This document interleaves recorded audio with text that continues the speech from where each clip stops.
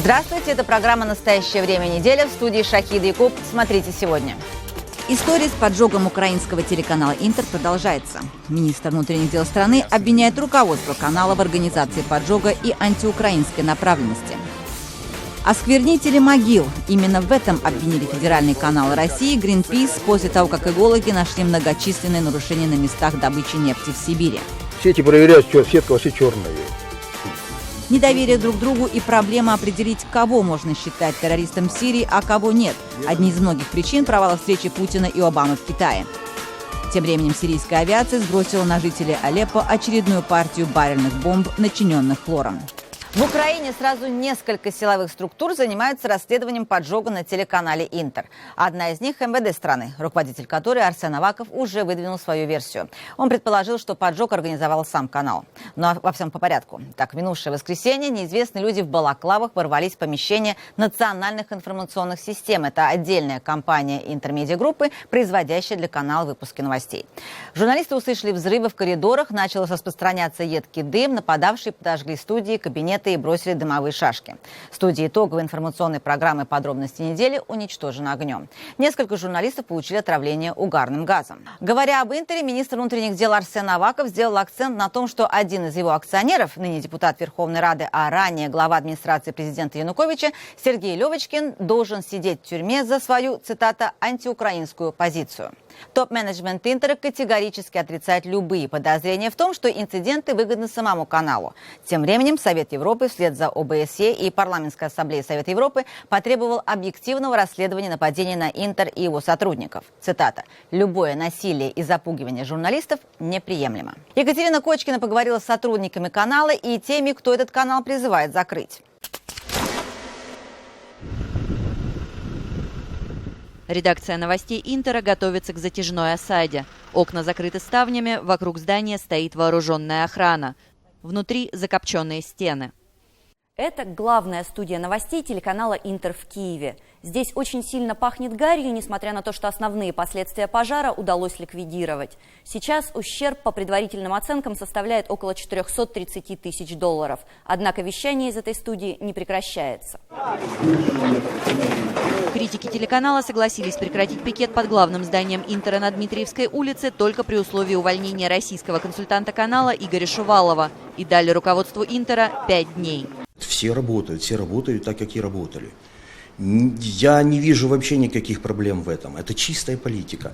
Еще раз, если у вас, господа хорошие, есть какие-то доказательства того, что служба новостей телеканала «Интер», то есть новости телеканала «Интер», работают не так, как должно, пожалуйста, есть суды, есть служба безопасности. Протестующие, среди которых есть и соратники министра внутренних дел Украины Арсена Авакова, намерены продолжить борьбу. Это будет тотальное вычищение. Тотальное вычищение. Вы можете назвать репрессии, вы можете сказать тотальное вычищение, а я бы сказал больше. Это будет инквизиция. Инквизиция за пророссийскими спецслужбами. На «Интере» уверены, нападения на канал связаны с громкими разоблачительными материалами. Когда мы говорим о том, что сын министра внутренних дел вместе с его заместителем, министра внутренних дел договаривается про торговлю песком или про торговлю рюкзаками, значит, мы кто? Мы рупор Кремля. Критики «Интера» считают, что руководители канала могли поджечь здание сами, чтобы отвлечь внимание от спорной редакционной политики. Версию самоподжога рассматривает и МВД. Соратники министра внутренних дел его участие в подготовке нападения отрицают. Катерина Кочкина, Артем Лаговский. Настоящее время неделя. Киев. Большое интервью дал человек, которого ряд украинских журналистов и политологов считает заинтересованным в последних событиях вокруг телеканала. Подразумевает чуть ли не рейдерский захват СМИ. Речь идет о министре внутренних дел Арсене Авакове. Разобраться в ситуации я пригласила пресс-секретаря МВД Артема Шевченко, главного редактора «Эспрессо ТВ» Сергея Иванова и журналиста Алексея Мацуку. Мой первый вопрос к Артему Шевченко, к вам как пресс-секретарю Министерства внутренних дел. Сегодня господин Аваков сделал очень интересное заявление, где он сказал, что, может быть, менеджмент или сотрудники канала «Интер» сами виноваты в поджоге и заслуживают наказания. Это было очень интересно услышать от министра внутренних дел. Если мы говорим о правовом государстве, если кто-то нарушил какие-то правила, то тогда возбуждается уголовное дело, как мне кажется, ведется следствие, и суд решает, заслуживают ли они наказания или нет. Конечно же, национальная полиция расследует уголовное производство. Насколько я знаю, не только по факту поджога умышленного и не только по факту хулиганства, а и по факту препятствования журналистской деятельности. Я вот хочу Алексея Мацуку спросить. Вот скажите, именно сейчас, почему произошло это нападение на Интер? Что могло спровоцировать это? Вы знаете, в последнее время в украинском обществе достаточно сильны такие радикальные позывы к тому, чтобы каким-то образом влиять на тех, кто имеет мнение отличительное от какого-то трендового мнения большинства. Я думаю, что Интер во многом это кнопка номер 1 в стране по популярности, по рейтингу, по охвату аудитории. У нас, как показывает тот же мониторинг, фактически все основные каналы занимаются самоцензурой в отношении власти, в отношении оценки ситуации. У меня вопрос к Сергею Иванову, главному редактору «Эспрессо ТВ». В чем заключалась эта антиукраинская деятельность или вот антиукраинская направленность канала? Интер, по большому счету, нас удерживает в российском дискурсе, а российский дискурс медийный в свое время, в свою очередь, базируется на советском медийном дискурсе. А как же насчет свободы слова, насчет альтернативных мнений? Сергей, ну вы же журналист, вы же тоже понимаете, что у разных каналов разные вещания. Послушайте, я журналист, но я прежде всего гражданин своей страны, который подчиняется законам. Так вот, я вам торжественно докладываю, что у нас в стране вопросами национальной безопасности занимается служба безопасности Украины, вот, которая уже выдворила нескольких сотрудников канала Интер из страны. Вот хорошо, Интер, вы говорите, что он не совсем проукраинский, да? А нам не нужно проукраинского, нам нужен канал, который не будет нас удерживать в одном дискурсе с Россией, потому что Россия это гниющее геополитическое образование просто на теле мира. Вот и все. Артем, у меня к вам вопрос. Некоторые связывают нападение на Интер и вот критику Интера со стороны господина Авакова тем, что у него были не очень хорошие, не очень гладкие отношения с этим телеканалом, и доходит даже до того, что некоторые говорят, что он сам хочет завладеть этим каналом. Ну, это глупости, потому что министр внутренних дел в данном смысле просто патриот, который сделал очень много для того, чтобы вот эта зараза русского мира не поглотила полностью нашу независимую страну. Алексей, вот вы человек, который... Тут очень много говорили о войне. Вам, как человеку из Донецка, каким вы видите освещение в Украине событий на Востоке? Освещается все только с позиции доблести украинской армии, и все. То есть то, что происходит с людьми, которые живут в Донецке, в Луганске, что происходит конкретно на вот этом вот низовом уровне, да, и в причинах произошедшего, никто не разбирается. И поэтому действующим большинству, особенно радикальным партиям, им невыгодно идти как-то в сторону того, чтобы дать право голоса людям на Донбассе. Президент Путин играет важную роль в решении сирийского кризиса, так считает канцлер Германии Ангела Меркель. Я считаю, что российский президент Владимир Путин имеет большое влияние на то, дойдет ли до режима прекращения огня, чтобы можно было оказать гуманитарную помощь людям в Алеппо. Это крайне необходимо, и я указала на это в разговоре с ним. Кроме Ангели Меркель, сирийский вопрос с Путиным обсуждал и Барак Обама. Но полуторачасовая встреча двух лидеров, на которую возлагались большие надежды, провалилась. Американский президент Обама характеризовал ее как искреннюю, прямую и деловую. Мы достаточно продуктивно обсудили наше представление о том, как должно выглядеть реальное прекращение огня. Это позволит США и России сконцентрироваться на наших общих врагах – ИГИЛ и Аль-Нусра. Но принимая во внимание отсутствие доверия между нами, это делает переговоры очень сложными. Президент Путин после провалившихся переговоров высказал немного больше оптимизма. Мне кажется, что мы на правильном пути и могли бы, во всяком случае, на какой-то период времени договориться о том, чтобы предпринять взаимно, хочу это подчеркнуть, энергичные попытки ситуацию в Сирии оздоровить. Ну а комментаторы расценили язык жестов двух лидеров как напряженный. США и Россия поддерживают противоборствующие стороны в сирийской войне. США поддерживают курдов, сражающихся против так называемого ИГИЛа, ну а Россия стоит на стороне правительства Башара Асада. Поводов для недоверия у России и США в отношении Сирии немало. К примеру, в августе 2013 года, когда сирийские войска применили Зарин против мирного населения Восточной Гуты, это пригород Дамаска, президент Обама был готов отдать приказ наносить бомбовые удары против сирийского правительства. Зарин – это запрещенный газ нейропаралитического действия. Тогда, по самым скромным оценкам наблюдателей, в Восточной Гуте погибло более 300 человек. Американские бомбовые удары по позициям войск Асада предотвратила Россия. Им удалось уговорить сирийское правительство уничтожить запасы химического оружия. Однако, как выяснилось, позже не все запасы были ликвидированы. Зарин больше не использовался, зато в ход пошел хлор и иприт.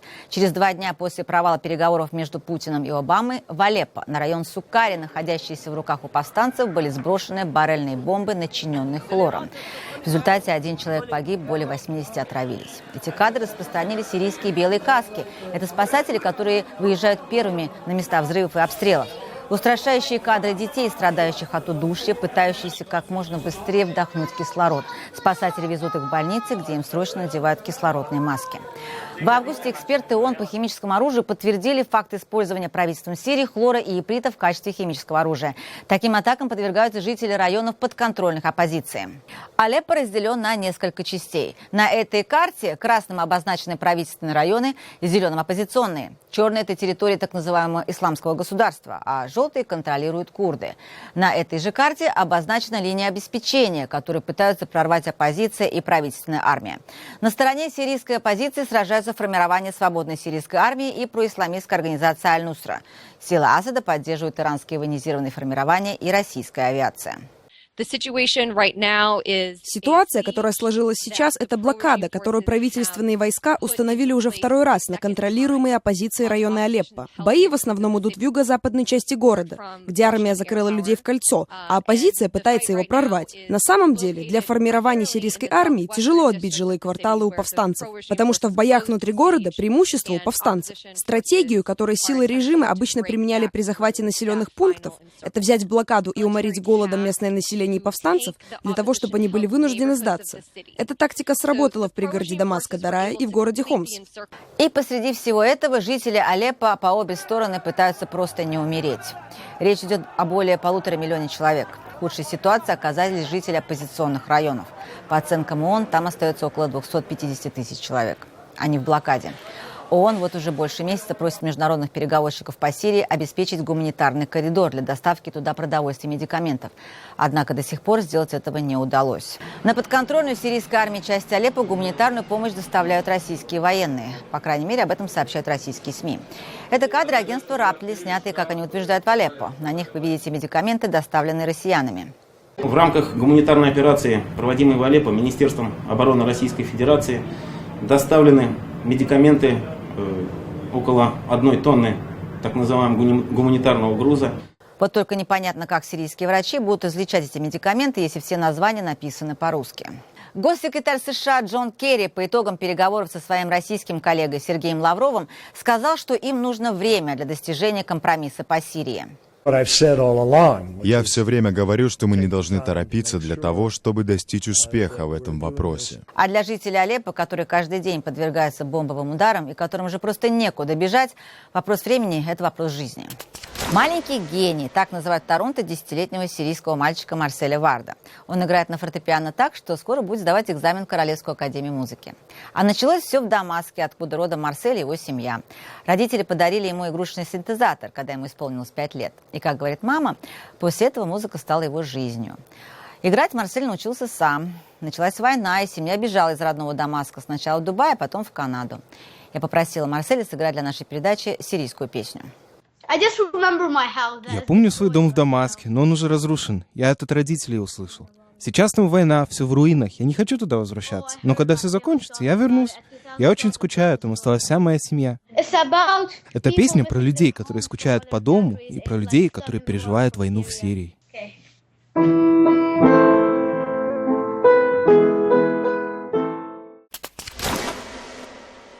Скандал на Таймыре. Осквернение могилы, нарушение сна усопших. Федеральный канал обвинил команду Greenpeace Россия в чудовищном неуважении к уникальным этносам народов Севера. По случайному совпадению это произошло сразу после того, как сам Greenpeace нашел многочисленные экологические нарушения в этом районе. В устье Енисея одобрено строительство очередного нефтяного терминала. Из-за работы тяжелой техники тундра в этих местах медленно, но верно превращается в непроходимое ядовитое болото. Подробности у Дарьи Соловьевой. Поселок Малая Хита Красноярского края. Веками здесь мало что менялось. Текли воды Енисея, жила своей жизнью тундра. А вместе с ней жили ненцы. Занимались рыбалкой и охотой. Владимир Хорисович говорит, в последнее время жизнь в Малой Хите стала другой. Да, раньше как будто бы рыбу ловили, оленя добывали. Сдашь — деньги. А сейчас ни рыбу не поймать, и оленя запрети. Это оленей нет. Толи даже не могу купить. Гвоздей-то. Не то, что я это. Алкаш, там, пьяница, там, или тунеядец. Ну, не из чего. Рыбы нет. Сети проверяют, сетка вообще черная его. Рыба и зверь из этих мест уходят, а за ними и люди. Вымирают целые поселки. Любе 5 лет назад пришлось уехать из родного Мунгуя в Дудинки. Рядом с поселком выросли буровые вышки. Сейчас там говорят, что там земля очень испорчена. Олень туда не подходит, потому что там везде стоят буровые. Буровые вышки обслуживает тяжелая техника. Тонкий плодородный слой весь изрыт гусеницами. И это несмотря на запрет передвигаться по тундре летом на вездеходах. Такую картину увидела команда Greenpeace. Они сплавлялись на лодках от Дудина к Байкаловску, фиксируя экологические нарушения, связанные с нефтедобычей в регионе. Уже в начале экспедиции столкнулись с сопротивлением. Двигатели всех лодок вдруг оказались неисправными. Открыли фильтр, сеточка разрезана, и внутри лежит булыжник. Местным настоятельно рекомендовали гринписовцам не помогать и по возможности присматривать за ними. Нефтяники этих ребят недолюбливают. Слишком уж много они знают о вреде, который наносит природе и людям нефтедобыча, а главное – нефтепотери. По информации Greenpeace, потери при добыче и транспортировке нефти в России составляют около 1%. А по данным Центра экологии топливо-энергетического комплекса – все 5%. А это, между прочим, 23 миллиона тонн нефтепродуктов ежегодно. В 33 раза больше, чем при разливе в Мексиканском заливе в 2010 году. Но даже одна не столь серьезная авария в низовьях Енисея может стать критической для экологии местных жителей. А в ледовых условиях Арктики риск разлива нефти резко возрастает. Поэтому экологи считают крайне опасным строительство независимой нефтегазовой компании нефтяного терминала Таналау на полуострове Таймыр. В проекте совершенно не учтены ледовые условия, там шторма, которые бывают регулярно на Енисее. То есть там отсутствует вообще план ликвидации аварийных разливов нефти в ледовых условиях. Кроме того, строительные работы планируются в месте, где, по данным ученых, находятся 2 очага сибирской язвы. Сибирская язва и возможная экологическая катастрофа волнуют не всех. Федеральные каналы обвиняют гринписовцев в осквернении могил ненцев и спрашивают, на чьи деньги все эти проверки. Сам терминал пока только на бумаге, на месте только следы от бульдозеров, а гринписовцы в полном составе уже приехали. Откуда деньги на подобные разъезды по России всей командой? От добрых людей из-за рубежа. Положительное заключение государственной экологической экспертизы проект нефтяного терминала на Енисее уже получил. Для Владимира Хорисовича это означает, что скоро ему придется навсегда уехать из Малой Хиты. Все, эта база вся кончается. Не, в городе я вот там сдохну, наверное, скорее всего. Дарья Соловьева, Петр Шеломовский, Владислав Залевский. Настоящее время. 8 населенных пунктов, отрезанных от внешнего мира. Более 3000 подтопленных домов. Тайфун, вызвавший наводнение в Приморье, покинул край, оставив людей без дорог, электричества, связи и без надежды восстановить все это в ближайшее время. В зоне затопления оказались почти 9000 человек. В некоторых районах вода продолжает прибывать, а метеорологи дают неутешительный прогноз. Дожди в ближайшие дни не прекратятся. Екатерина Пономарева с подробностями. В село Крауновка в Приморье теперь ходит только эта амфибия. Экипаж из 6 военных везет сюда с большой земли продукты и воду. Отсюда взрослых на работу, детей на учебу и в садик. Хватайте, несите! У меня болели, хватает! Ситуация более-менее нормализовалась. Ходим по мере возможности подстраиваемся под прибытие автобуса рейсового. А так, в крайнем случае, дежурим здесь, и если людям необходимо, мы их тут же переправляем, в том числе и ночью. Мост смыло в наводнение. Небывалые осадки в регион в конце августа принес тайфун. В зоне подтопления 3000 домов. Пострадали в основном предгорные районы. Дождевые потоки, сходя с сопок, сливались с местными реками. Она уже начинает сходить, а так все вот это полностью во дворе, все кругом была вода. Огород Тамары Кирилловны вот так плавал несколько дней. Весь урожай погиб. Пенсионерка рассчитывала выгодно продать его на рынке. Сейчас остается надеяться на помощь властей. Говорит, ждет со дня на день комиссию. Ну, считай, наверное, если вы считать по тебя бальной этой, ну, третья часть это точно ушла. А что мы тут успели собрать? Вот чеснок там, вон, видели, валяется, успела вырвать. И все. Тут такая, была бы хорошая морковка, но внутри вся гнилая.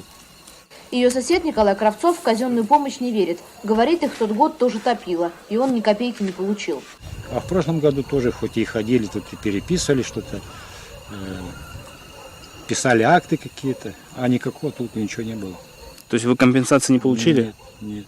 В подполе у него до сих пор стоит вода, как и во всех домах по улице. Пользоваться колодцами запретили военные. Мы мониторируем воду благодаря полевой лаборатории, то есть мы видим, есть ли нет бактериального заражения воды. В администрации округа, к которому относится село, уверяют, не все так страшно и обещают пострадавшим бюджетную помощь. У нас в основном, конечно, пострадали это только сельхозпроизводители. Потоплены, я же сказал, около 1000 гектар – это продукт. Тоже наши специалисты смотрят, комиссия работает, оценим ущерб и подаем срочные документы на администрацию, чтобы были выплачены деньги. Но в помощь от властей пострадавшие верят мало. Говорят им, если кто и помог, то военные. Чиновников здесь видят только по телевизору. По новостям показывали как-то недавно то, что люди всем обеспечены. Говорили, вот это комбикорм, там перевозили продукты. На самом деле перевозили комбикорм, это перевозил себе человек домой, хозяйству.